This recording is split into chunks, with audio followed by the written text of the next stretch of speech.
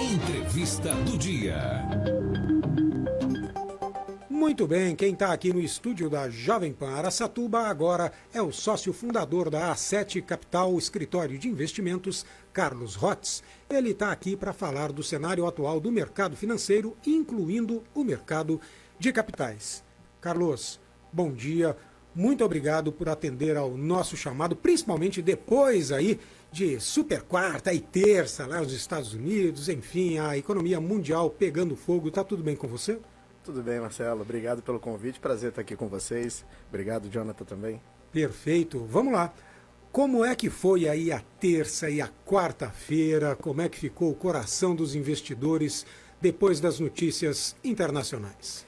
Então, a gente teve essa semana, né? O nome Super Quarta, ele é porque você tem uma decisão de juros muito relevante aqui no Brasil, acompanhado também de uma decisão de juros nos Estados Unidos do Banco Central americano, né?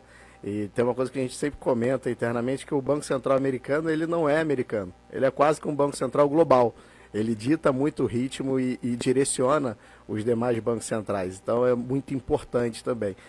A decisão brasileira sai mais na parte da noite, né? A gente teve um aumento de 0,25% na taxa Selic, que é a nossa taxa básica de juros, e lá nos Estados Unidos a gente teve uma redução de 0,5%. Então, os dados como um todo, tá, Marcelo, eles vieram bem em linha. Acho que não surpreendeu quase ninguém de mercado. Acho que a grande novidade, talvez, e a grande atenção dos mercados vai ficar para a semana que vem, quando sai a ata dessas reuniões. Então, hoje, o mercado já tem uma ideia de alguns pontos, algumas falas por conta do comunicado, mas a ata de fato completa. Detalha por que das decisões. Perfeito, perfeito. E o Brasil, assim, como eu comentei, ele teve um movimento hoje quase em contramão com o restante do mercado. Então o Brasil lá atrás, ele foi o primeiro país a começar a subir juros, até porque a gente está mais acostumado com o controle de inflação, né? Era um dragão ali, é um problema que a gente, não que isso seja positivo, mas a gente está mais acostumado a lidar aqui ao longo da nossa economia. Então nós fizemos esse trabalho primeiro que o resto do mundo, conseguimos controlar a inflação primeiro do que o restante do mundo, e agora a gente tem ali uma alta de juros, diferentemente do que está acontecendo nos Estados Unidos, Europa. Então é muito importante entender o que passou pela cabeça dos membros do Comitê de Política Monetária, né? Essa decisão foi unânime, então a gente não teve uma decisão dividida como há 2 reuniões atrás, que trouxe muito estresse ao mercado, né? Porque é ruim, você tem um colegiado que está ali para desenhar e desenvolver a economia para frente, e essa decisão ser muito dividida acaba passando uma imagem talvez de desalinhamento, né, Marcelo? Então, o fato dessa decisão ter sido unânime é um ponto positivo, mas acho que vale pegar os destaques na semana que vem, com certeza. E como é que vocês avaliam na A7 o mercado financeiro do Brasil atualmente, de forma geral? Olha, o mercado aqui no Brasil, a gente passa por um cenário ainda de muitas incertezas. Não que isso seja particularidade desse momento, tá? Acho que o Brasil sempre vai passar por um processo de instabilidade política e de incertezas com relação à economia, né? Dando só um passinho atrás, a gente vem aí de um processo de cura de uma doença na economia, que foi a pandemia ali em 2020, né? O mercado, no final de 2019, Marcelo, talvez ele, nos últimos 10, 15 anos, nunca tenha vivido um movimento tão otimista quanto aquele no final de 2019. E aí iniciou em 2020, talvez com um otimismo, não só aqui no Brasil, quase que global, muito generalizado. E logo no início do ano, né, ali, a história da pandemia, que acabou ficando mais em evidência aqui no Brasil a partir de fevereiro, ali na volta do carnaval, né? E isso, fazendo uma analogia aqui, é a mesma coisa, você quase entrar num ringue para uma luta de boxe, e quando você está na escada subindo no ringue, você já toma o primeiro golpe e fica meio zonzo. Então foi isso que aconteceu com a economia brasileira pós-pandemia. E aí a gente está ainda, acho que, acertando e tentando entender qual que é a dose do tratamento que esse paciente, que a economia, precisa. A gente hoje vive um cenário de uma inflação mais controlada do que o restante do mundo, isso é fato. Mas por quê, Carlos? A gente tinha uma taxa de juros aqui no Brasil de 2%, né? Uma taxa muito baixa.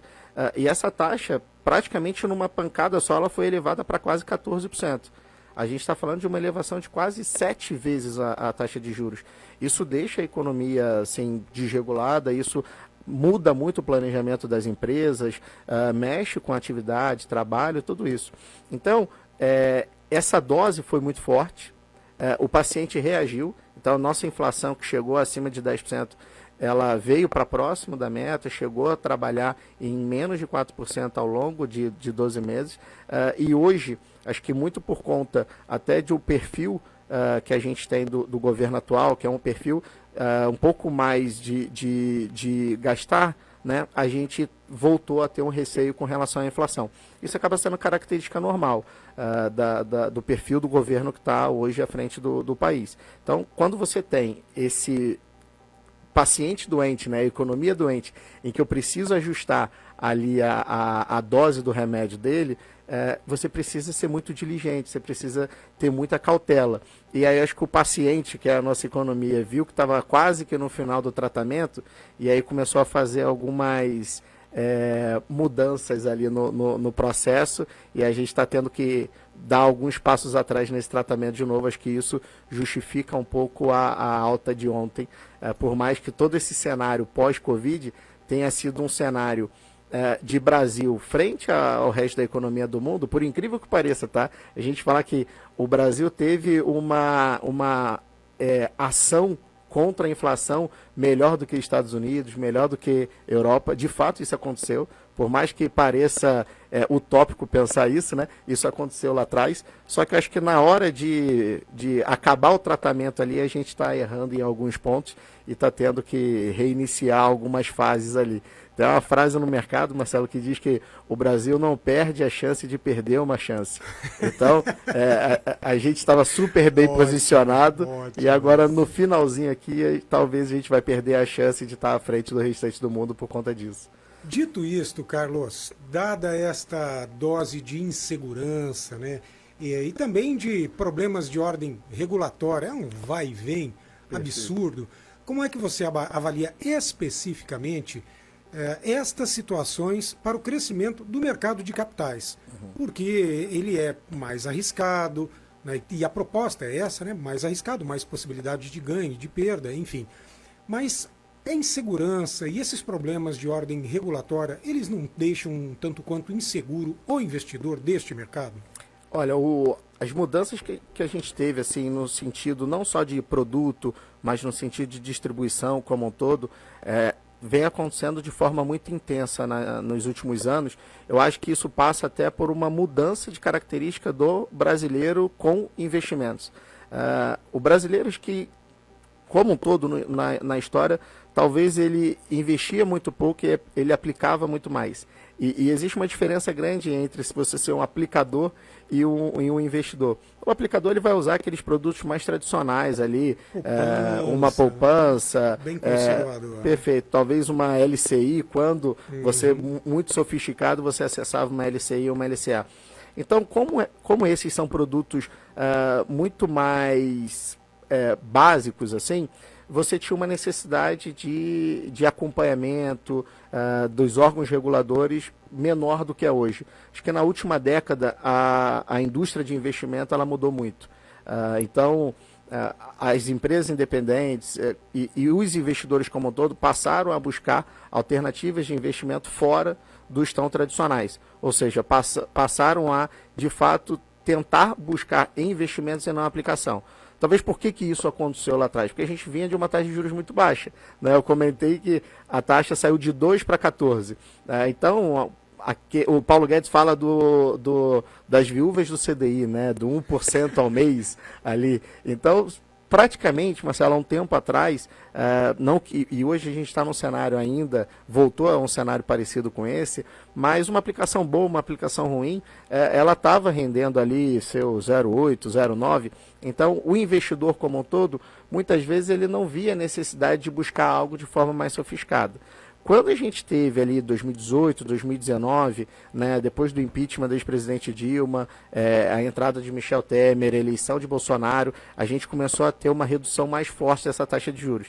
Então, a mesma pessoa, o mesmo produto que antes, ela estava super feliz ali com seu 0,8%, 0,9%, ela passou a receber 0,3%, 0,40%. E muitas vezes isso impactava na renda dessa pessoa, daquela família, ou até mesmo da receita daquela empresa, né? Então, começou a se questionar o seguinte: poxa, eu preciso buscar algo de forma mais sofisticada. Então, essa mudança aconteceu de forma muito significativa na última década, e isso fez com que os órgãos reguladores precisassem fazer alguns ajustes, né? Problemas que não sabiam que existiam lá atrás, e que na prática precisou ser ajustada. É como se a gente tivesse, infelizmente, que trocar a roda do carro com ele em movimento. Mas tudo isso que está acontecendo, não só no âmbito da distribuição, de regular ali as entidades, os agentes de investimentos, mas colocar regras mais rígidas na estruturação de produtos de investimentos, na forma como esse produto é levado para o investidor. Eu não só acho isso importante, como eu acho isso fundamental para o crescimento do mercado. Nosso mercado aqui no Brasil, ele ainda é muito pequeno ainda, né? A poupança, como você comentou, ainda é o maior ativo ainda é. E a poupança para o mercado, ela nem é vista como um ativo de investimento. Ela praticamente vai ter como objetivo uma correção do recurso. Então, eu acho que essas alterações, os órgãos reguladores estarem mais próximos, a modernização desse mercado, da sofisticação do mercado, com o objetivo de defender o investidor, eu acho que é extremamente importante e necessário para que a gente tenha o crescimento desse mercado. Tem uma outra frase, né, que o mercado... Essa é boa, né? Eu falo assim: o mercado sabe muito bem o que vende e o cliente muito mal o que compra. Então, precisa de fato ter um órgão regulador atuando nesse meio de campo ali para que essa frase deixe de existir. Mesmo que num futuro não muito próximo, mas espero que sim, mas não pode mais existir, porque isso passa uma insegurança e a fragilidade para todo mundo, né? Perfeito. O Carlos, que você que está nos acompanhando, tem muita informação qualificada, relevante sobre o mercado, e não é à toa. Recentemente, a A7 Capital foi premiada no Brasil Advisor Awards, evento anual realizado pela XP, com o objetivo de destacar os melhores escritórios e assessores de investimentos do Brasil. Muito bem, primeiramente, parabéns. Detalha para a gente os prêmios recebidos pela A7, Carlos. Olha, a gente ficou muito feliz com a premiação. Eu acho que isso corrobora ali um trabalho árduo, diário, que a gente vem fazendo. O mercado financeiro é super difícil, então você trabalhar no mercado financeiro e buscar uma relação de longo prazo com o nosso cliente, eu acho que essa é a nossa principal função e principal atividade. Então, acho que isso vem para coroar não só o nosso trabalho do dia a dia, mas uma forma até de agradecer os clientes pela confiança e tudo mais. Explicando um pouco dos prêmios, nós fomos eleitos ali a sexta melhor operação private do Brasil. Então, hoje existem mais de 600 operações que atendem o cliente de alta renda, que atende o cliente private. Existe uma série de dados e indicadores que levam a esse ranking, né, a essa premiação. A gente ficou muito feliz, né, uma operação aqui, por mais que a gente tenha uma filial na capital de São Paulo, a nossa operação nasceu aqui em Araçatuba, nasceu aqui na região, então a gente conseguir ser um destaque da sexta operação private mais relevante, mais importante do Brasil inteiro, deixou a gente muito feliz. Muito bem.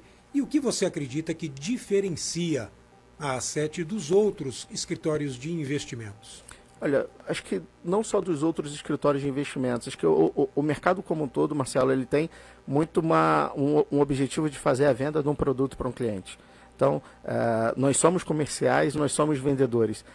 Só que internamente o que a gente fala é o que a gente tem que vender. Eu tenho que vender o meu serviço para o cliente, não vender um produto. O produto é commodity. Se o cliente está comigo só porque o meu produto rende mais do que o produto do concorrente, na primeira oportunidade, talvez, que o concorrente, por uma questão estratégica de marketing, alguma coisa, mudar uma vírgulazinha ou um centavo da rentabilidade dele, ele vai embora. Então, a gente tenta entender de fato o cliente. Antes de vender um produto, antes de apresentar uma rentabilidade, uma proposta, o que a gente tenta fazer é, de fato, conhecer quem é o Marcelo, quem é a empresa por trás dele, quem que é a família, em que momento de vida esse investidor, essa família, essa pessoa estão. Acho que isso é primordial para que você consiga fazer um trabalho de alocação de recurso, de gestão de portfólio ali correto. E muitas vezes, quando você vai na área de vendas, acho que a única preocupação, não é nem a grande, quase que a única preocupação é realizar aquela venda, virar a página e ir para a próxima venda. A gente tenta pensar de uma forma um pouco mais diferente. A gente não quer correr, dar um sprint até a esquina com esse cliente, com essa família. A gente quer correr uma maratona inteira, então é muito importante fazer isso. A gente tenta ser assertivo e a única forma da gente ser assertivo é conhecendo muito a história e o momento de vida do cliente. Acho que esse é o nosso principal diferencial. Perfeito. Quero aproveitar então para te pedir que conte resumidamente a história da A7 e depois quais são os produtos e serviços que vocês disponibilizam atualmente. Perfeito. Bem, a A7 ela nasceu aqui em Araçatuba em 2021. Novinha. A equipe já trabalha junto, tá, Marcelo, há mais de 10 anos. Então, nós éramos de uma outra empresa em São Paulo. Acho que por questões de desalinhamento estratégico, a gente resolveu fazer um spin-off, né? Eu era sócio dessa outra empresa também. A gente fiz a separação, o spin-off dos meus ex-sócios, porque a gente queria ir trabalhar num conceito mais de boutique, que é de fato o DNA da A7. É ter muito mais um conceito de consultoria, de entender o cliente, menos conceito de produto em si. Então, por mais que a equipe trabalhe junto há mais de 10 anos, a A7 foi criada aí há pouco mais de 3 anos. Inclusive, a A7 faz aniversário no final desse mês agora, então a gente completa 3 anos agora. Então, nós montamos a operação aqui em Araçatuba. Te confesso que naquele momento a nossa ideia era ficar só aqui na região mesmo, trabalhar, talvez ter operações físicas em outras regiões, mas tudo aqui perto de Araçatuba. E a gente começou a crescer um pouco mais do que a gente imaginava e tivemos que montar uma operação também em São Paulo. Então, hoje a gente tem a matriz aqui em Araçatuba, uma filial em São Paulo e representante também no Rio de Janeiro. Em termos de serviço, acho que tudo, Marcelo, que envolve dinheiro, a gente, direto ou indiretamente, tenta dar o suporte para o nosso cliente, tá? Então, quando a gente fala que a gente precisa ser a referência do cliente.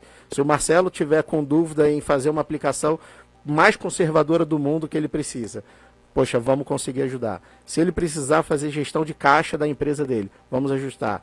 Minha filha vai estudar nos Estados Unidos, eu preciso criar um plano para esse ciclo de estudos dela nos Estados Unidos. Vamos ajudar. Uma holding patrimonial, uma offshore, qualquer coisa relacionada a dinheiro, a gente tem uma área, câmbio, seguro, sucessão patrimonial, todas as áreas a gente tem hoje uma equipe dentro da A7 que consegue dar suporte ao assessor de investimento para atender de forma melhor ali para o cliente. Perfeito. Além disso, desta premiação, eu sei também que você individualmente foi premiado ali no Top 20. Aliás, André me contou que já chegou a ser Top 50, agora está no Top 20. Rapaz, terceira vez consecutiva que você é premiado entre os melhores assessores de investimento do Brasil. O que isso, parabéns primeiramente. Obrigado. E o que isso significa para você, Carlos? Olha, acho que isso daí é um motivo de muito orgulho, não só para mim, mas por mais que esse prêmio tenha essa conotação individual, acho que ninguém ganha nenhum tipo de prêmio sozinho. Então, eu falo lá com a nossa equipe que o fato de trabalhar ao lado deles, meu número fica um pouco mais fácil. Então, é mais fácil para eu conseguir conquistar esse prêmio, mas a gente fica, de fato, muito feliz. Esse prêmio existe há 3 anos e eu tive o prazer e privilégio de estar presente em todas as premiações desde que ele foi criado. Esse ano, Marcelo, foram mais de 17 mil profissionais avaliados. Caramba. no Brasil inteiro. Então está entre ali os 20 melhores profissionais da área. Poxa, é motivo de muito orgulho para a gente. E é aquilo que a gente estava falando, acho que a gente fica muito feliz com esses prêmios, mas eu acho que isso serve só para corroborar ali o trabalho que a gente faz. A gente fala internamente que você lidar com o ser humano já é difícil, lidar com o dinheiro é complicado, e o dinheiro do ser humano é uma combinação super complicada ali. Ainda mais porque no mercado financeiro, às vezes, o presidente fala alguma coisa e impacta, acontece uma situação na Turquia, impacta, a China impacta. Então são fatores que muitas vezes não estão na nossa mão, e a gente conseguir, mesmo nesse cenário super desafiador, não só crescer o escritório, mas conseguir ter o reconhecimento dos nossos clientes e o reconhecimento do mercado financeiro para o nosso trabalho, acho que isso dá o combustível diário para que a gente consiga continuar desempenhando e desenvolvendo esse trabalho que a gente vem fazendo. Perfeito. Olha, tem economistas no plural acompanhando a nossa live. Eu já citei Euclides Teixeira Neto, e quem está também aqui na audiência é Alair Barão. Alair, muito obrigado pela sua participação, pela interação. O Alair, que eu tenho em altíssima conta, está nos devendo uma passagem aqui pelo Jornal da Manhã também. Curiosidade, quais são os critérios, o que é levado em conta para escolher os melhores assessores do país? O tamanho da carteira, de investidores, o que mais especificamente? O estoque da carteira ele não é tão levado em consideração. O maior peso é de captação de novos recursos. Tá? O que a justificativa para que esse indicador tenha o melhor peso é de que se você faz um trabalho bom com o teu atual cliente, ele vai ter cada vez mais capital dele com você e ele vai ser o seu maior marketing, ele vai conseguir indicar você para outros clientes. Então, acho que isso acaba sendo um bom termômetro. Então, a captação de novos recursos é um dos indicadores, a abertura de novos clientes é um outro indicador. Tem o indicador de NPS. NPS é a satisfação do cliente. Então, para você ter uma ideia desse indicador, Marcelo, se um cliente dá uma nota, né, para o meu serviço, para o meu atendimento e para o trabalho que a gente vem fazendo, 8 ou menor do que 8, esse indicador é detrator. Sério? Então, a nível de excelência, a gente só tem uma nota positiva se essa nota for acima de 9, entre 9 e 10. Jonathan Alves, se fosse assim na época que a gente estava na escola, hein, rapaz? Meu Deus do céu, não tinha passado não. Mas é isso, excelência é isso, não é? Perfeito. Você não pode aceitar menos do que isso, mais ou menos, morninho, não dá, né? Ainda mais em mercado de investimento, poxa. Então, esse 9 e 10 é super desafiador e acho que é um critério de elegibilidade importante.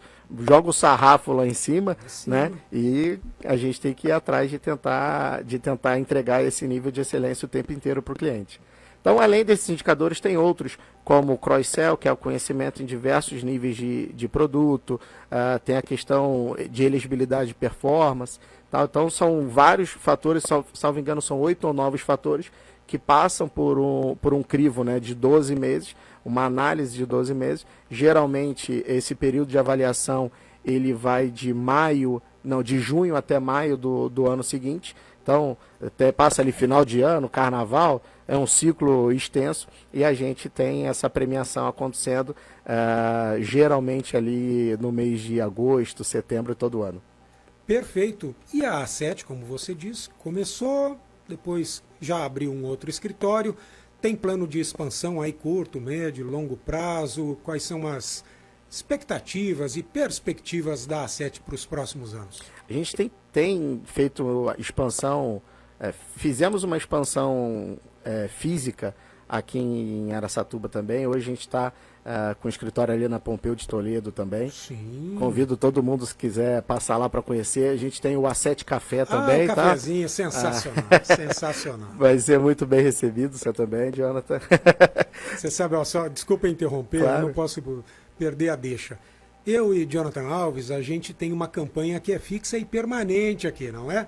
campanha Convida a Gente para um Café. Que a gente vai. E pode ser churrasco, pode ser festa também, mas se tiver um cafezinho, rapaz, então, Jonathan... Aí juntou café com investimento. E pronto, o Jonathan Alves, ele é empreendedor, viu? Eu sou um pouco mais conservador, mas tenho que conhecer mais. E Jonathan, rapaz, se ele sentar lá com você, menino vai longe, viu? Menino vai longe. Desculpa, vamos continuar. Planos e expectativas da sede. Tá super convidado pro café, então. Maravilha. Por conta da A7, inclusive. A gente gosta ainda mais, hein, Jonathan?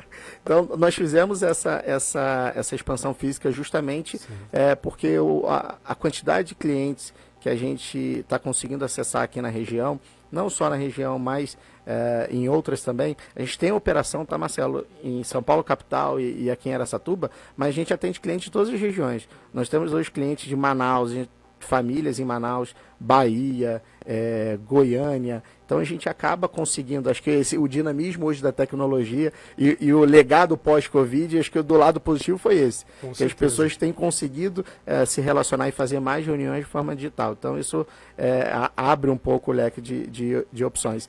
A gente tem crescido também em termos de equipe aqui e em São Paulo também, mas a gente é muito cuidadoso com esse crescimento, tá? A gente tem e tenta desenvolver um nível de excelência de atendimento e um perfil de trabalho com o nosso cliente que muitas das vezes não é tão fácil fazer esse crescimento. Muitas vezes, quando você tem uma empresa, faz um crescimento, ela perde ali a sofisticação, perde a qualidade, perde ali a personalização do trabalho. Então, a gente tem conseguido crescer, a gente tem planos de continuar crescendo aqui na região e em outros estados também, mas uma coisa que a gente não negocia e não vai abrir mão é o perfil da pessoa que está trabalhando com a gente. Então, acho que isso é muito importante para que a gente consiga manter a confiança do nosso cliente, não só nos profissionais, mas na A7 também. Muito bom. Olha, estão me perguntando sobre proteção de investimento. Tem isso também? Tem sim. Você comentou, né? O mercado ele acaba sendo visto como mais risco, né, do que os ativos convencionais, mas esse risco ele tem um pontinho ali de observação, né? Cada produto de investimento, Marcelo, ele tem o seu próprio risco, tá? Muitas das vezes o investidor como um todo ele não consegue ou ele não tem a informação necessária para fazer aquela análise de risco, tá? Mas hoje a gente consegue atender até o cliente ultraconservador. Aquele cliente que, Carlos, olha, meu dinheiro não pode oscilar um centavo, eu sou aquele cara que está nos grandes bancos ali a minha vida inteira, nunca investi fora. A gente consegue atender esse cliente também. Cada produto tem a sua própria característica, né? Os produtos bancários, por exemplo, eles possuem uma garantia de um órgão que é um fundo garantidor de crédito e ele dá ali uma garantia de 250 mil por CPF, por instituição, que em caso de insolvência, intervenção, quebra daquela instituição financeira, o investidor ele tem esse seguro automaticamente sendo retornado para ele.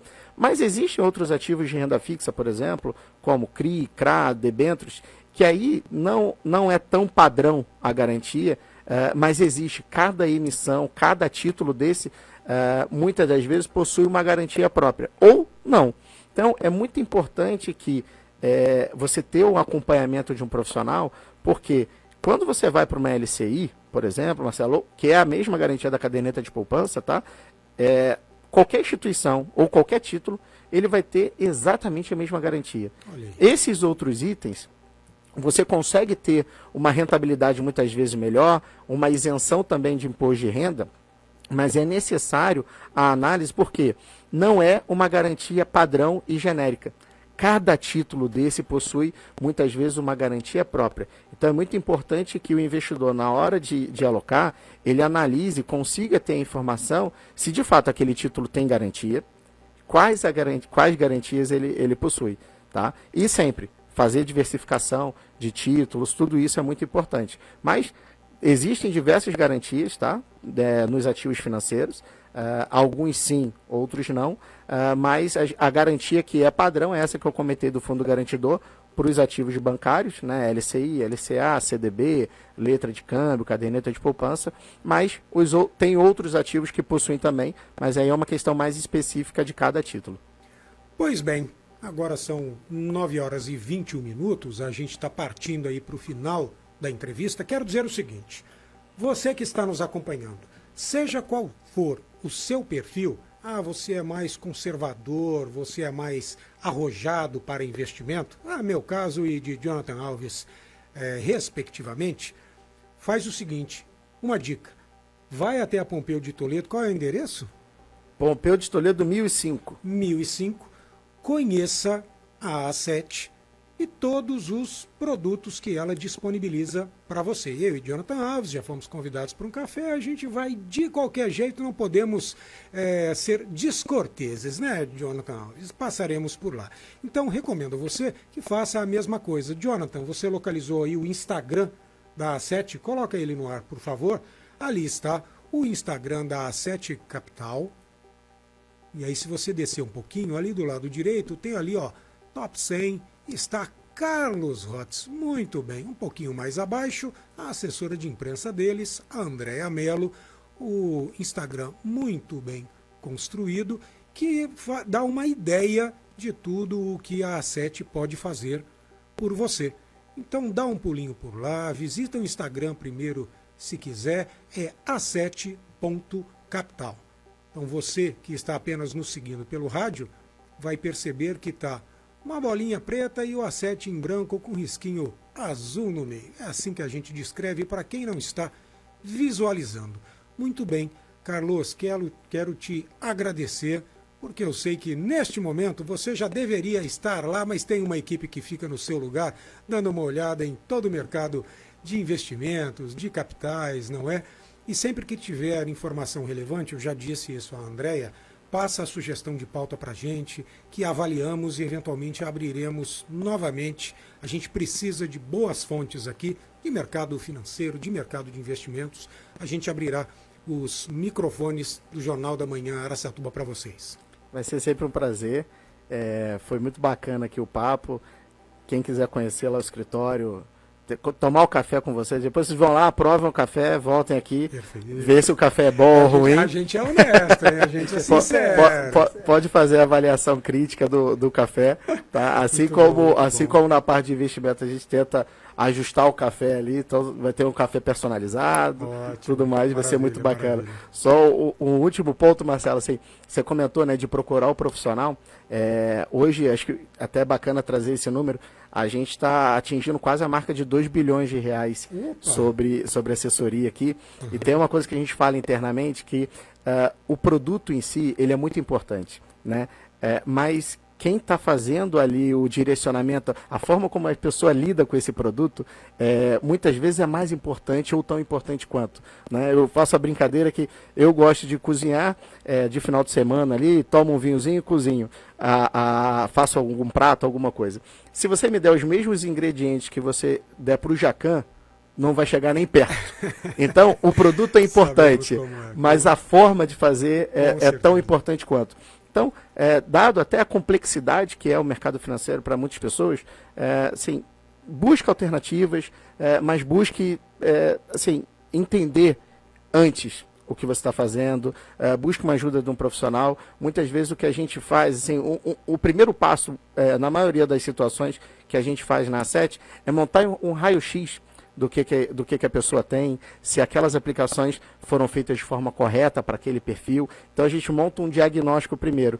E muitas vezes, Marcelo, infelizmente, as pessoas estão investindo em coisas que não são para ela, com perfis completamente distorcidos.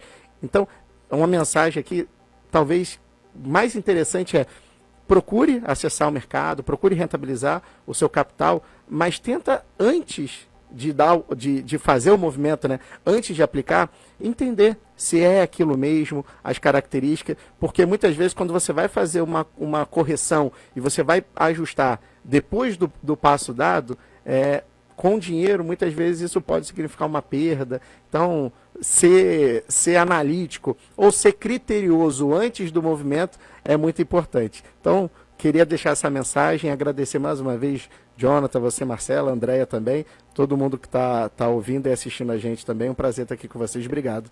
Perfeito. Quero lembrar que uma das virtudes cardeais do catolicismo, uma das virtudes humanas, é justamente a prudência, que também pode ser chamada de sabedoria. É isto, não é? São 4 cardeais, mais 3 teologais. Procura lá no Google. Carlos, muito obrigado pela sua participação. Tenha um bom dia, um bom trabalho. Obrigado. Agora são 9 horas e 26 minutos. Repita. 9h26.